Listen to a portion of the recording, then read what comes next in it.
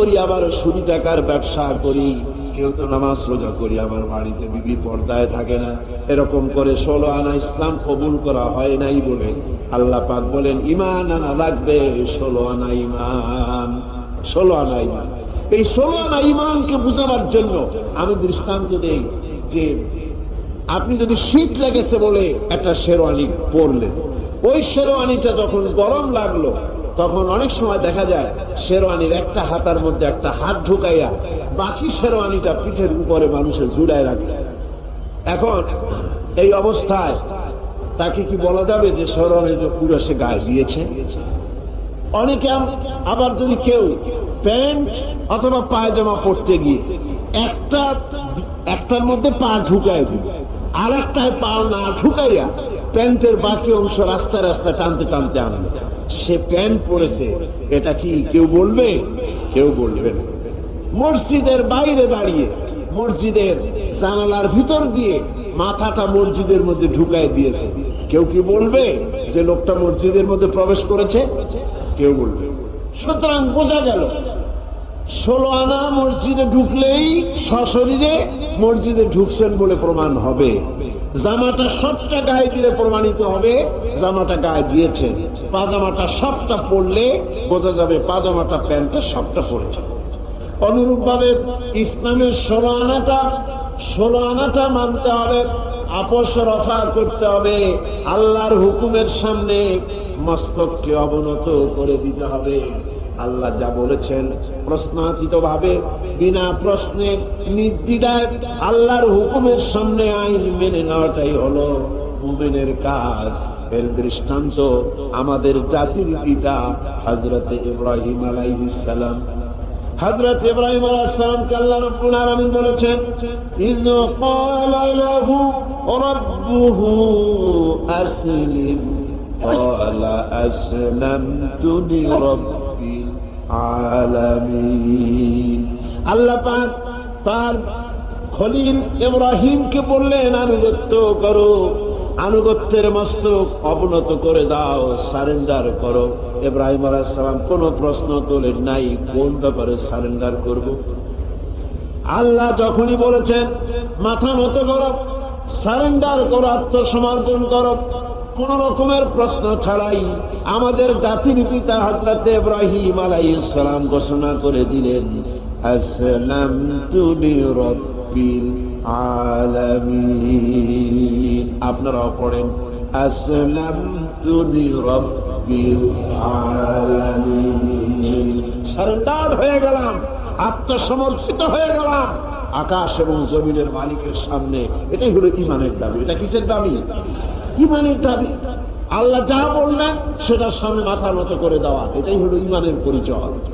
আজকে ঈমানের পরিচয়ের উপরই আমি কথা বলতেছিলাম।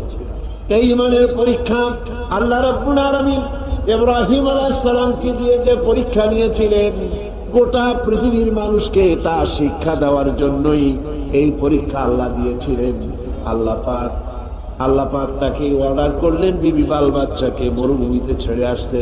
হযরত ইব্রাহিম আপত্তি করেন নাই, মেনে নিয়েছিলেন। মরুভূমির ভিতরে বিবি বাল বাচ্চাকে ছেড়ে আসতেন, যেখানে খাবার নাই, পরার নাই, যেখানে গাছ নাই, পালা নাই, বাড়ি নাই, ঘর নাই, সেখানে ছেড়ে দিয়ে আসলেন। আবার এই ছেলে যখন বড় হলো আল্লাহ রাব্বুল আলামিন অর্ডার করলেন ছেলেকে জবাই করে দাও।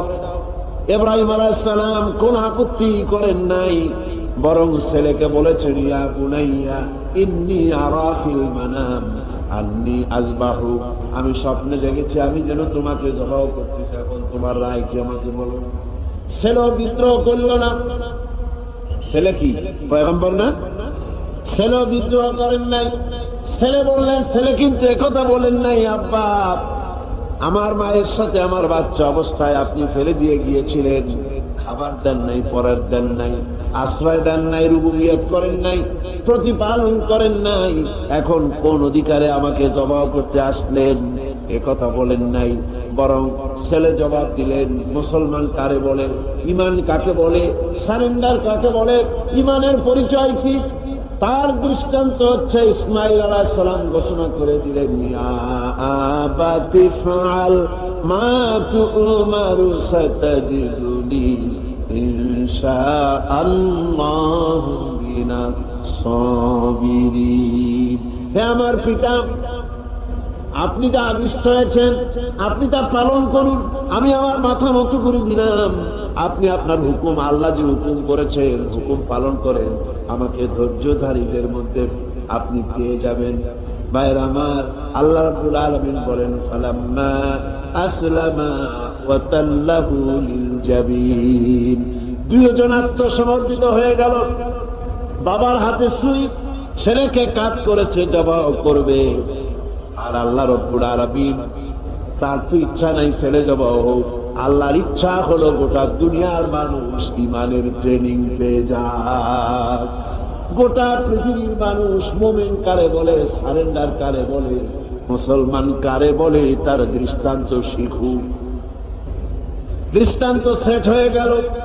আল্লাহ পাক ইব্রাহিমকে ডেকে বললেন ওয়ানাদাইনাহু আইয়া ইব্রাহিম قد صدقت الرؤيا إنا كذلك نجزي المحسنين ইব্রাহিম, তুমি তোমার স্বপ্নকে বাস্তবে রূপ দিয়েছো, আর আমি এভাবেই মুহসিন ব্যক্তিদেরকে পুরস্কৃত করে থাকি।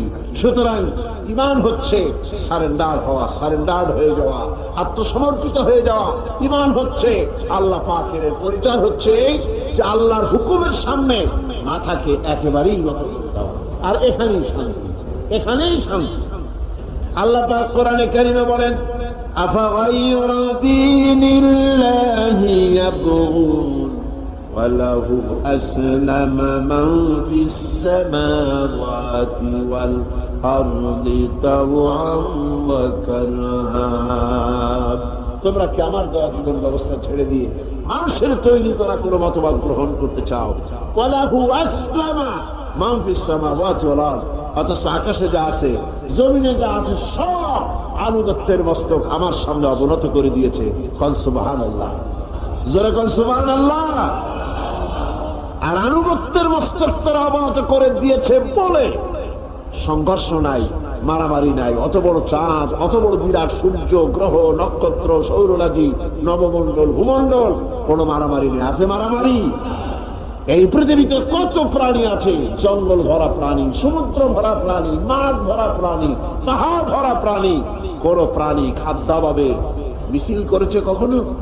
বাংলাদেশ সরকারের কাছে দাবি করেছে যে আমাদের সন্তান জন্মের মতো হচ্ছে, আমাদের খাদ্য খুব কমে গেছে, কিছু পরিবার পরিকল্পনার যন্ত্রপাতি আমাদের জঙ্গলে পাঠিয়ে দাও। বলেছে কেউ? কেউ বলে নাই। কারণ ওখানে শান্তিতে ভরা, ওখানে ওরা সবাই আল্লাহর উপরে, আল্লাহর আইন মেনে চলছে, আল্লাহর হুকুম চলছে। সুতরাং মুমিন ব্যক্তির কাজই হচ্ছে আল্লাহর সামনে সারেন্ডার হয়ে যাওয়া। ঈমানের এটাই হচ্ছে পরিচয়। আল্লাহ রাব্বুল আলামিন বলেন কুল ইন্না সালাতি ওয়া নুসুকি ওয়া মাহইয়ায়া ওয়া মামাতি লিল্লাহি রাব্বিল আলামিন। বলেন সবাই, ইন্না সালাতি ওয়া নুসুকি ওয়া মাহইয়ায়া ওয়া মামাতি লিল্লাহি রাব্বিল আলামিন। এটাই হলো মুমিনের কথা, এটাই হলো ঈমানের পরিচয়। মুমিন বলবে নিশ্চয়ই আমার নামাজ, আমার কোরবানি, আমার হায়াত, আমার মত সব কিছু আল্লাহ রাব্বুল আলামিনের জন্য। বাঁচবো আল্লাহর জন্য, নামাজ পড়বো আল্লাহর জন্য, যাকাত দিব আল্লাহর জন্য, চাঁদা দিব আল্লাহর জন্য, নির্বাচন করবো আল্লাহর জন্য, ভোট দিব আল্লাহর জন্য, বক্তৃতা করবো আল্লাহর জন্য, পৃথিবীতে বেঁচে থাকবো আল্লাহর জন্য, জীবন দেব আল্লাহর জন্য। আমার বাঁচা মরা সব কার জন্য? চিল্লায় বলেন, আরো জোরে চিল্লায় বলেন, কার জন্য?